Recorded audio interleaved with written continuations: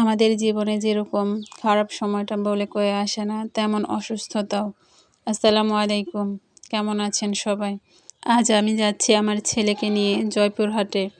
আমার ছেলে একটু অসুস্থ, সবাই ওর জন্য দোয়া করবেন।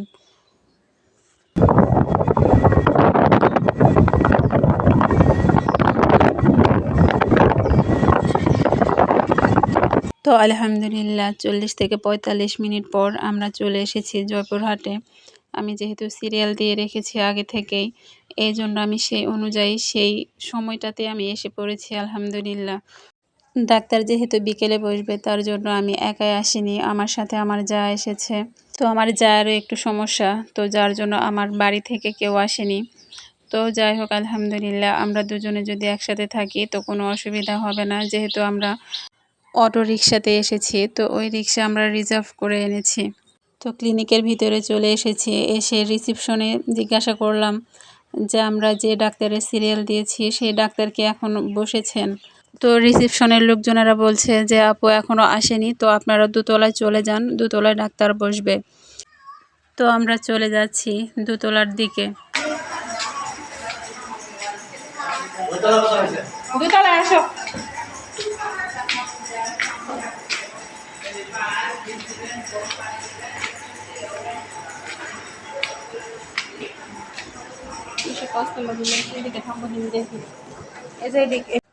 তো আলহামদুলিল্লাহ দোতলায় চলে আসলাম। তা এসে দেখি অনেকটাই ভিড়, যেহেতু ডাক্তার এখনও আসেনি, সবাই আমরা সিরিয়ালে বসে আছি। তো আমরা মায়েরা কিন্তু বাচ্চাদের অসুস্থতার কথা শুনে বা অসুস্থতা দেখলে কিন্তু ঠিক থাকতে পারি না। তো আমার ছেলেকে আমি কিছুদিন আগে বলছিলাম যে বাবা আমি তোমাকে ডাক্তারের কাছে নিয়ে যাব, কিন্তু আমার ছেলেটা এতটাই ভয় করে, মানে ডাক্তারের কথা শুনলে ও মনে করে যে সব সময় ইঞ্জেকশন করবে। তো এই ভয়ে ওই কখনো ডাক্তারের কাছে আসতে চায় না। তো যাই হোক, আলহামদুলিল্লাহ অনেক কষ্টের পর রাজি করাইছি, করানোর পর জয়পুরহাট নিয়ে আসলাম। তো সিরিয়াল অনুযায়ী ছেলেকে দেখালাম ডাক্তারকে। তো ডাক্তার 2টা টেস্ট দিয়েছে, একটা হচ্ছে ইউরিন আর একটা হচ্ছে আলট্রাসনোগ্রাম। তো 2টাই করতে একটু সময় লাগবে, তো যার জন্য আমরা একটু বাহিরে এসেছি। তো এখন সন্ধ্যা হয়ে গেছে, তো রিপোর্ট বের হতে কতক্ষণ লাগবে সেটা আমার জানা নেই, তবে আমাকে বলেছে 10 মিনিটের মধ্যে বের হবে। তো নিচে কিছু সময় কাটিয়ে তারপর আবার উপরে চলে গেলাম, গিয়ে হচ্ছে আমি রিপোর্টগুলো নিলাম। তো রিপোর্টে আলহামদুলিল্লাহ রিপোর্ট খারাপ আসেনি, ভালো আসছে। তো ডাক্তার 3টা ওষুধ লিখে দিয়েছে, আমাকে বলছে যে এই 3টা ওষুধ খেলেই আপনার ছেলে সুস্থ হয়ে যাবে ইনশাআল্লাহ।